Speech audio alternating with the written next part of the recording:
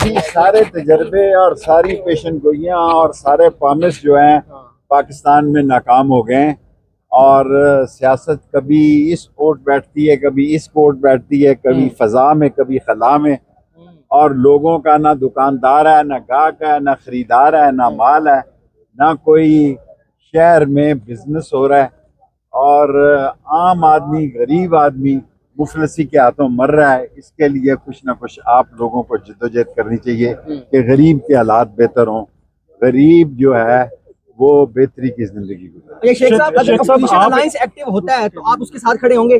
دیکھیں، میں تو ابھی آپ کو میں نے ابھی بتایا کہ میں نے ابھی سیاسی روزہ رکھا ہوا ہے، یہ فیصلہ کروں گا کہ روزہ کب کھولنا ہے اور آپ سے مشورہ گرینڈ الائنس نے آپ سے رابطہ کیوں نہیں کیا؟ آپ کا قد کاٹ 17 وزارتیں کے ہیں، اتنی بڑی جماعت ہے۔ دیکھیں، میں نے 17 وزیر ضرور رہا، لیکن مجھے بہتر پتا ہے کہ کس وقت بولنا ہے، اور سیاست میں بولنے کا بھی ایک وقت ہوتا ہے۔ اس وقت سیاست کیا ہو رہی ہے اس ملک میں؟